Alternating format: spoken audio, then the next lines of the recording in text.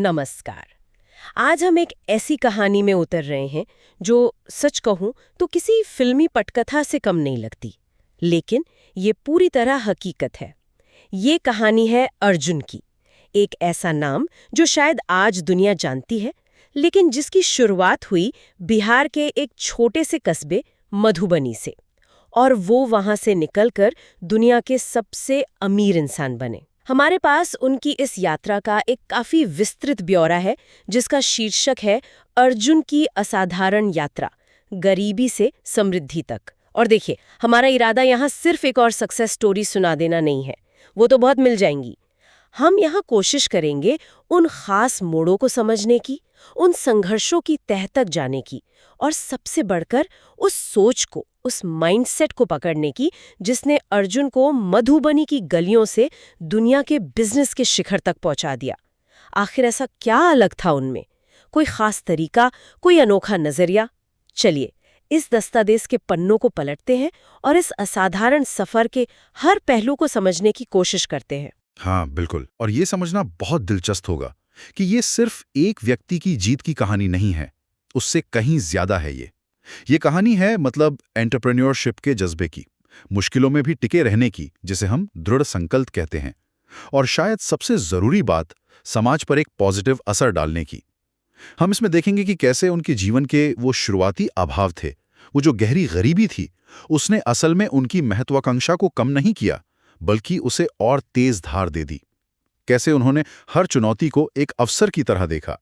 और यहां खास तौर पर जो ध्यान देने वाली बात होगी वो ये कि कैसे उनकी पूरी यात्रा, आप देखिए, बड़े बड़े सपनों और जमीनी हकीकत के बीच एक बहुत नाजुक लेकिन मजबूत संतुलन बनाकर आगे बढ़ी। मुझे लगता है ये संतुलन साधना ही शायद उनकी कामयाबी का एक बहुत बड़ा राज था। तो ठीक है, शुरुआत करते हैं। कहानी शुरू होती है वहीं से जहां सब कुछ शुरू हुआ, मधुबनी, बिहार। अर्जुन का जन्म एक ऐसे परिवार में हुआ जिसे हम आम भाषा में शायद बेहद साधारण ही कहेंगे। ज्यादा कुछ था नहीं। पिताजी की एक छोटी सी दुकान थी, साइकिल मुरम्मत की, जिससे बस किसी तरह गुजारा चलता था। और माँ भी घर के खर्चे में थोड़ी मदद करने के लिए वो आस पड़ोस के लोगों के कपड़े सिलने का काम करती थी। घर की आर्थिक स्थिति का अंदाजा इसी बात से लगा सकते हैं कि अर्जुन के स्कूल की जो महीने की फीस होती थी, वो भी कई बार टाइम पर जमा नहीं हो पाती थी। और ये कोई बढ़ा चढ़ाकर कहने वाली बात नहीं है।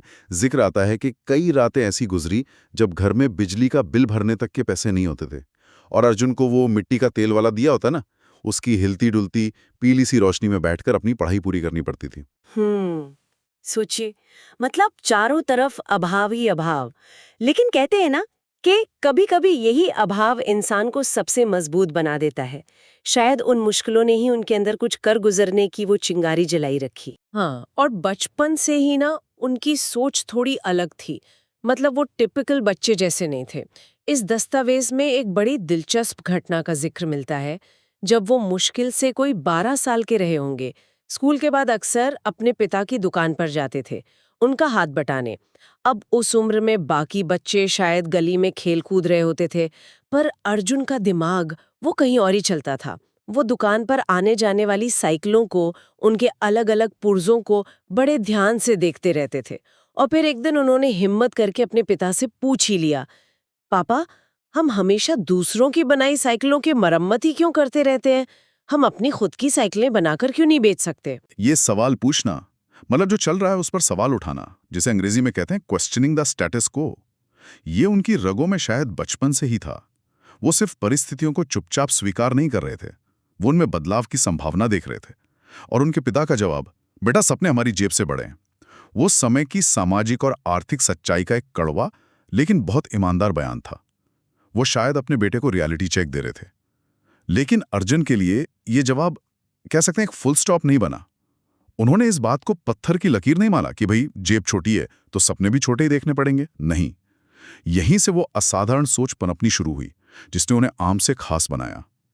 ये वाली मानसिकता कि क्यों नहीं, व्हाई नॉट, ये उनकी सबसे बड़ी पूंजी बनने वाली थी आगे चलकर। बिल्कुल, वो आग, वो अंदर की आवाज कि क्यों नहीं, वो शायद उसी दिन उस छोटी सी साइकिल की दुकान में पहली बार तेजी से भड़की होगी। और ये आग सिर्फ सोच तक ही नहीं रुकी। स्कूल के दिनों में ही जब वो लगभग 16 साल के थे, इस सोच ने पहला, कह सकते हैं, प्रैक्टिकल रूप लेना शुरू किया। उन्होंने स्कूल में ही एक छोटा सा काम शुरू कर दिया। अपने जो क्लासमेट्स थे, सहपाठी, उनको ज़रूरत की चीज़ें जैसे पेन, कॉपियाँ और खाने पीने की छोटी मोटी चीज़ें, शायद टॉफ़ी, बिस्किट वगैरह, वो बेचना शुरू कर दिया। अब सुनने में ये बहुत छोटा लगता है ना?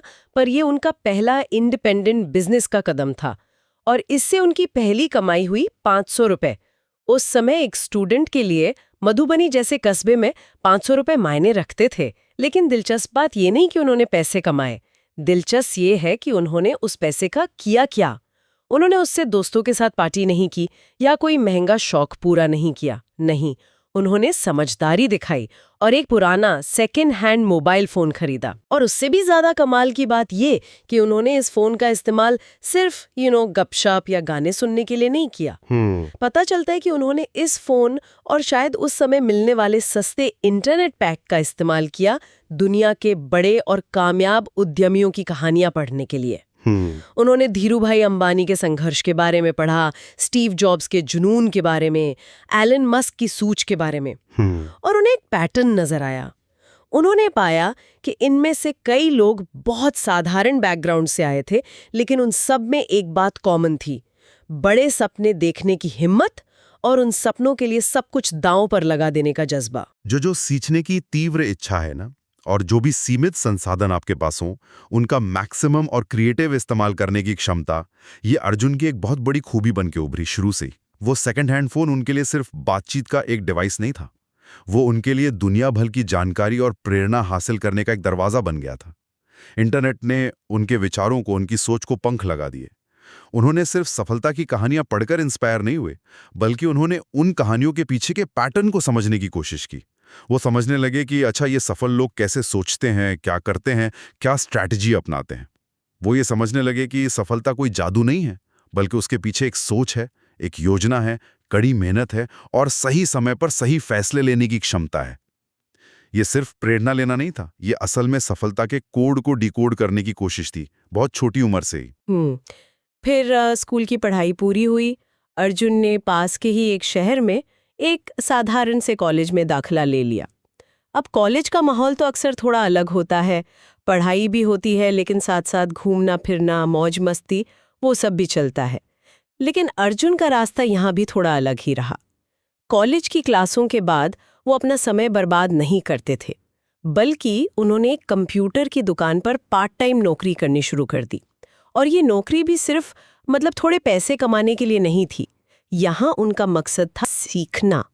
यहाँ उन्होंने कंप्यूटर हार्डवेयर, सॉफ्टवेयर, इंटरनेट कैसे काम करता है और ख़ास तौर पर जो नई चीज़ें उभर रही थीं, जैसे ई-कॉमर्स ऑनलाइन खरीद बिक्री, और डिजिटल पेमेंट मोबाइल या कंप्यूटर से पेमेंट करना, इनकी बारीकियों को सीखा। वो अनजाने में ही सही, लेकिन भविष्य के बिजनेस की नींव रख रहे थे।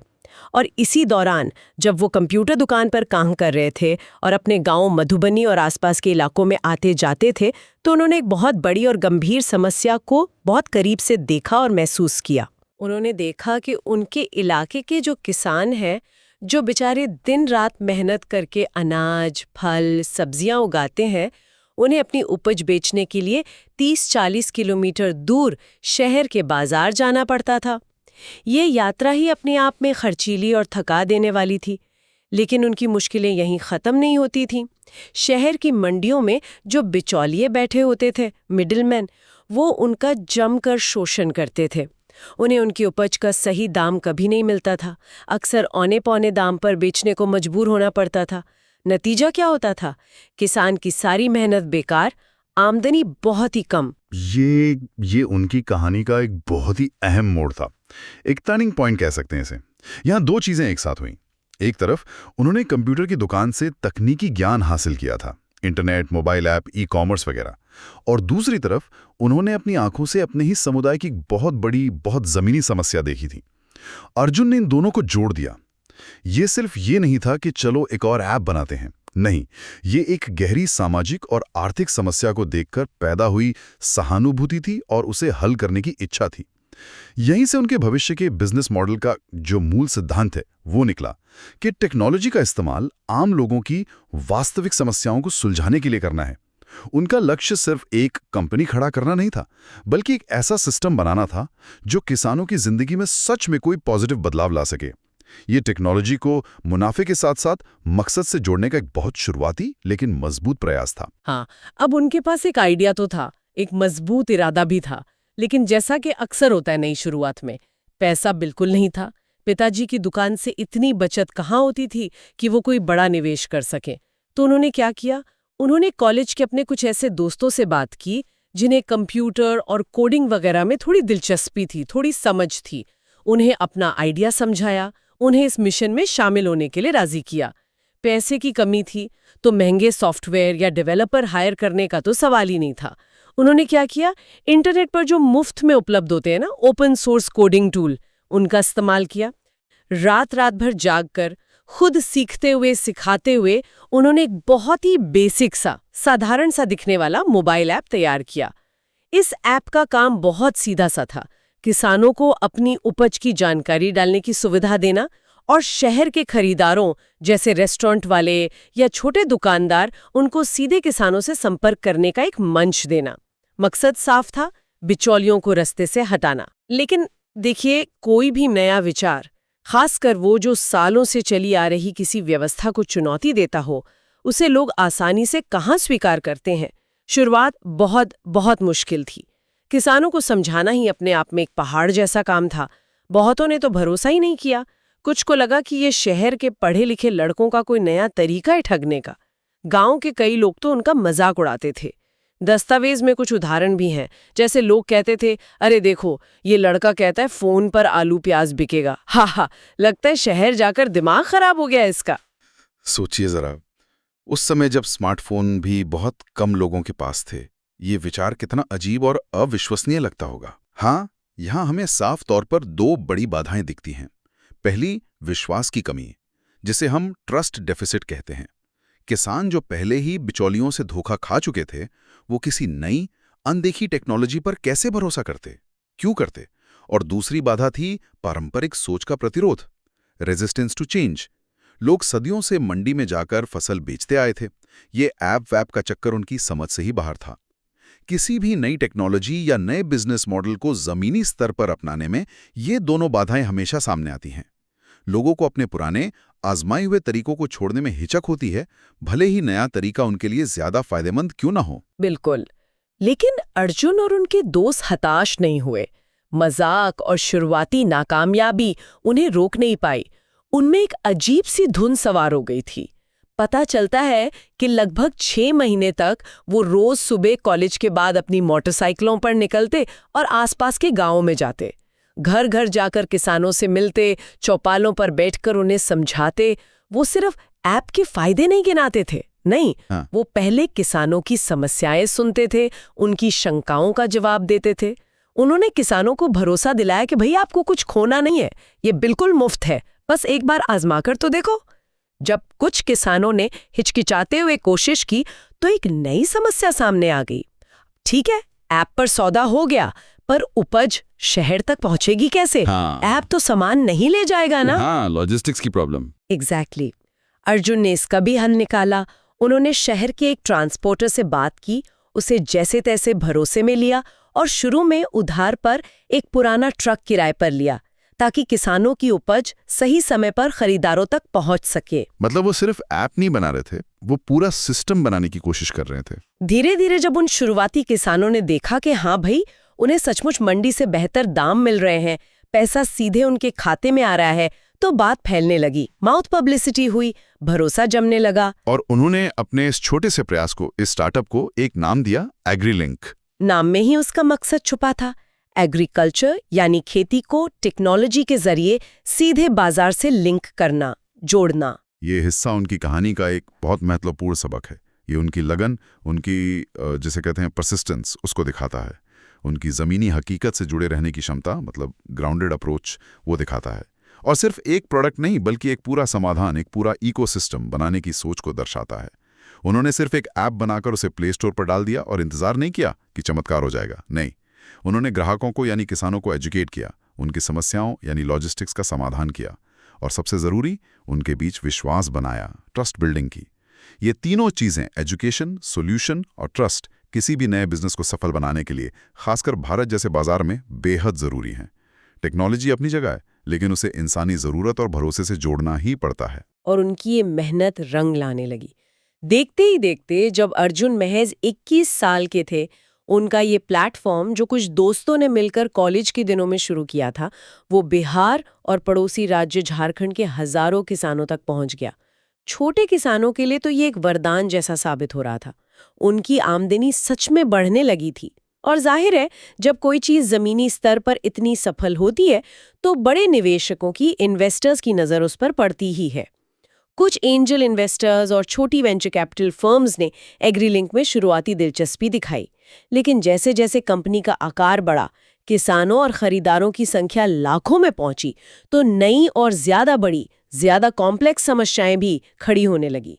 काम को और तेजी से फैलाने के लिए ज्यादा पैसों की जरूरत थी, जिसे कहते हैं फंडिंग क्रंच। ऐप पे ट्रैफिक बढ़ने से तकनीकी दिक्कतें आने लगी, सर्वर बार बार धीमे पड़ जाते थे या क्रैश हो जाते थे। स्केलेबिलिटी इश्यूज, और क्योंकि ये खेती और व्यापार से जुड़ा मामला था, तो कई बार बदलती सरकारी नीतियों, लाइसेंस और नियमों की बाधाओं का भी सामना करना पड़ता था। Regulatory hurdles.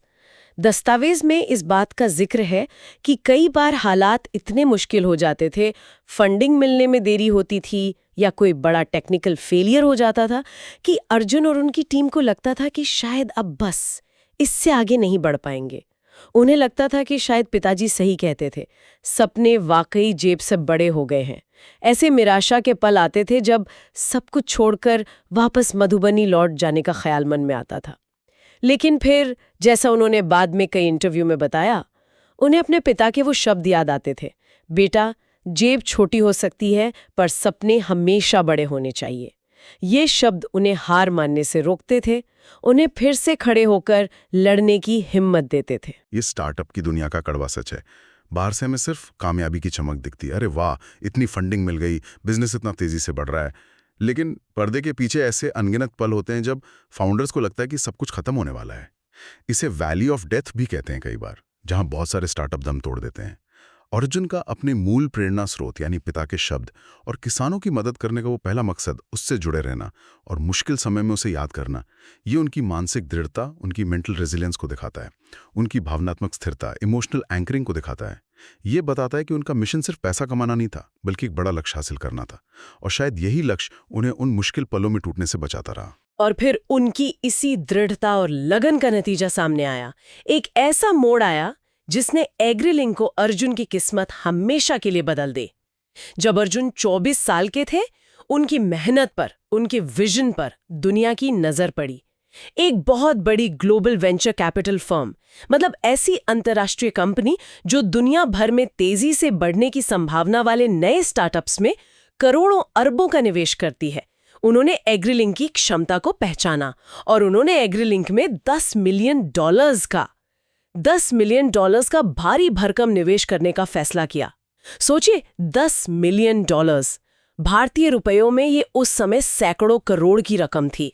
अचानक जिस लड़के के पास कुछ साल पहले ऐप बनाने तक के पैसे नहीं थे, उसके पास अब अपने सपनों को हकीकत बनाने के लिए अकूत संसाधन थे। हाँ, और ये निवेश सिर्फ पैसों का आना नहीं था, ये उससे कहीं बढ़कर था।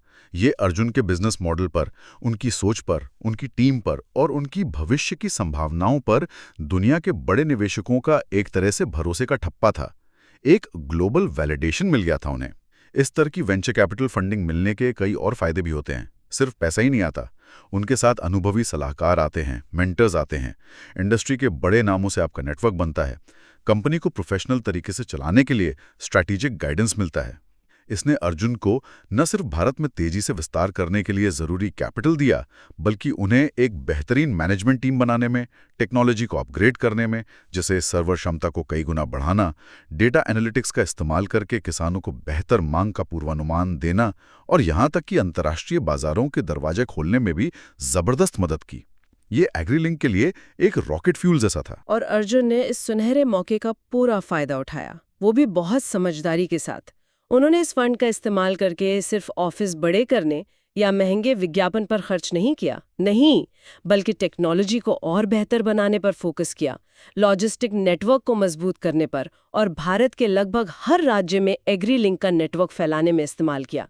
लेकिन उनकी नजरें सिर्फ भारत पर ही नहीं टिकी थीं, उन्होंने रिसर्च किया और पाया कि अफ्रीका के कई विकासशील देशों में भी किसानों को ठीक वैसी ही चुनौतियों का सामना करना पड़ रहा है जैसा भारतीय किसानों को करना पड़ता था। मतलब बाजार तक पहुंच न होना, बिचौलियों का शोषण, जानकारी की कमी। तो उन्होंने हिम्मत दिखाई और एग्रीलिंक को अफ्रीका के कुछ देशों में भी लॉन्च कर दिया। और उनकी ये रणनीति भी कामयाब रही। देखते ही देखते जब वो सिर्फ 28 साल के थे, एग्रीलिंक दुनिया का सबसे बड़ा डिजिटल एग्रीकल्चर मार्केटप्लेस बन गया। एक ऐसा ऑनलाइन प्लेटफॉर्म जहां करोड़ों किसान अपनी उपज सीधे हजारों खरीदारों को बेच सकते थे बिना किसी बिचौलिए के। ये एक अभूतपूर्व अनप्रेसिडेंटेड उपलब्धि थी। लेकिन अर्जुन की भूख, उनकी कुछ नया करने की चाहत, वो यहीं शांत नहीं हुई। किसानों की एक बड़ी समस्या हल करने के बाद उनका ध्यान देश और दुनिया की दूसरी बड़ी चुनौतियों पर गया। उन्होंने महसूस किया कि सिर्फ खेती ही नहीं, बल्कि ऊर्जा, परिवहन और फाइनेंस जैसे क्षेत्रों में भी आम लोगों को, खासतौर पर ग्रामीण भारत के लोगों के लिए, बेहतर और सस्ते समाधानों की बहुत ज़रूरत है। तो उन्होंने अपने बिजनेस को डाइवर्सिफाई करना शुरू किया। उन्होंने रिन्यूएबल एनर्जी यानी अक्षय ऊर्जा के क्षेत्र में निवेश किया।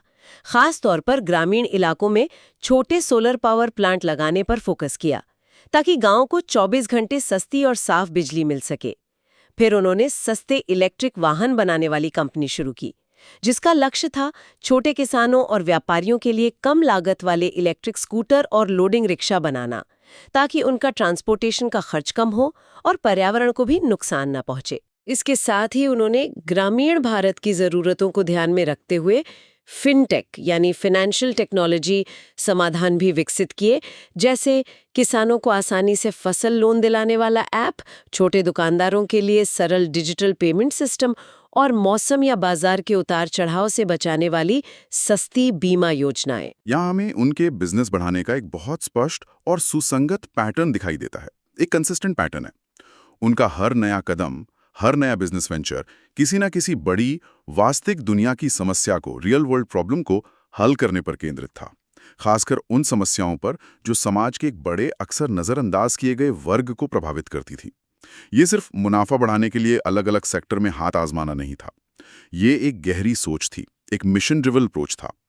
पहले प्रॉब्लम को पहचानो, फिर टेक्नोलॉजी का इस्तेमाल करके उसका एक ऐसा सोल्यूशन बनाओ जो ज़्यादा से ज़्यादा लोगों तक पहुंच सके और उनकी ज़िंदगी बेहतर बना सके। उनका पूरा व्यापारिक साम्राज्य किसी दिखावे या लग्जरी आइटम पर नहीं बना था, बल्कि उसकी नींव इम्पैक्ट पर रखी गई थी, समाज पर सकारात्मक प्रभाव डालने की इच्छा पर। और यही सोच, यही प्राथमिकता उन्हें दुनिया के कई दूसरे अमीर लोगों से बहुत अलग करती है। उनके लिए पैसा कमाना शायद एक नतीजा था, पहला लक्ष्य नहीं। और फिर आखिरकार वो दिन आया जिसने पूरी दुनिया को चौंका दिया, एक तरह से इतिहास रच दिया। जब अर्जुन 35 साल के थे, दुनिया की सबसे प्रतिष्ठित और मानी जाने वाली बिजनेस मैगजीन फोर्ब्स, उसने अपनी सालाना अरबपतियों की सूची जारी की और उस साल उस सूची में सबसे ऊपर नाम था अर्जुन का। फोर्ब्स ने उन्हें अपने कवर पेज पर जगह दी और हेडलाइन थी, दुनिया का सबसे कम उम्र का सबसे अमीर व्यवसायी, मधुबनी से मानवता तक। बिहार के एक छोटे से कस्बे का वो लड़का, जिसके पिता साइकिल की मरम्मत करते थे, अब आधिकारिक तौर पर ऑफिशियली दुनिया का सबसे अमीर इंसान बन चुका था। जाहिर है ये खबर तो आग की तरह फैली। दुनिया भर का मीडिया उनके पीछे पड़ गया।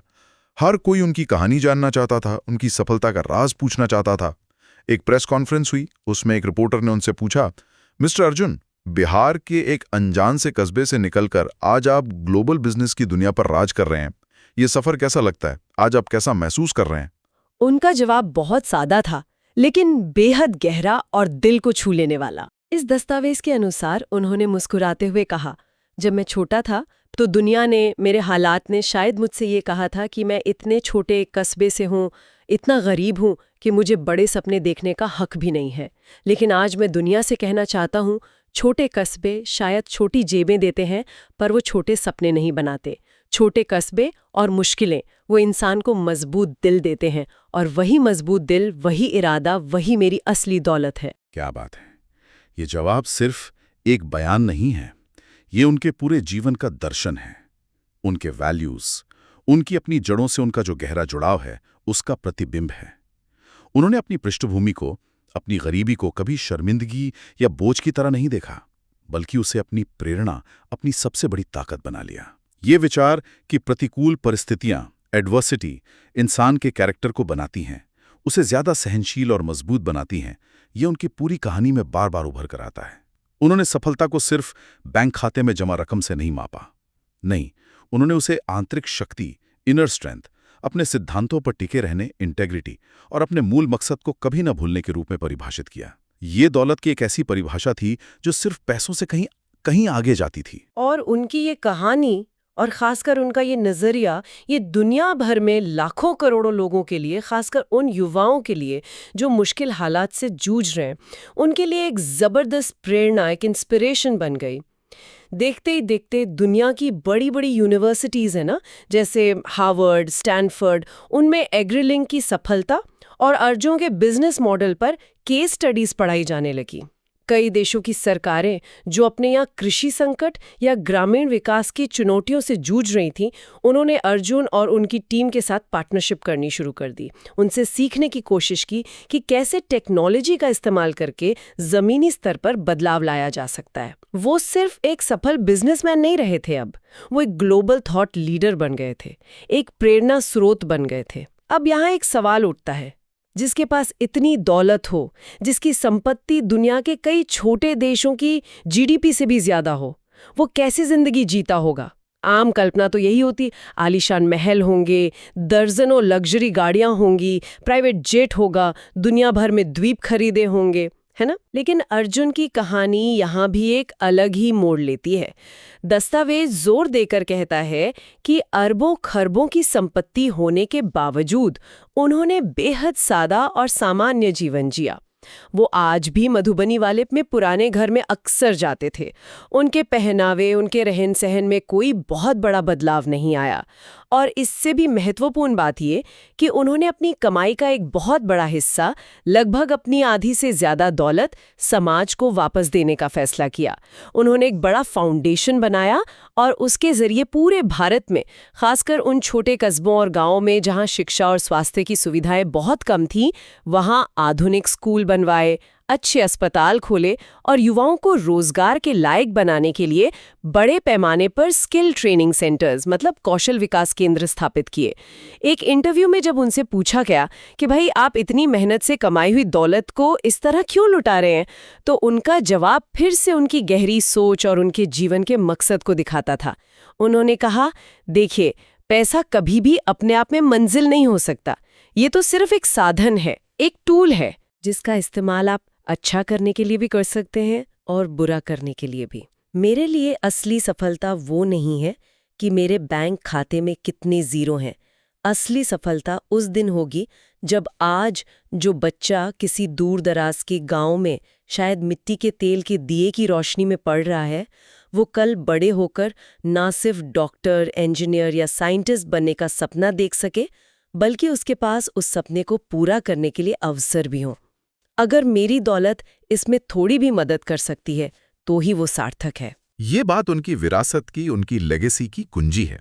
अपनी व्यक्तिगत सफलता को एक बड़े सामाजिक उद्देश्य से, एक सोशल पर्पस से जोड़ना। उनके लिए धन कमाना एक यात्रा थी, लेकिन मंजिल समाज को वापस देना थी, जिसे कहते हैं गिविंग बैक।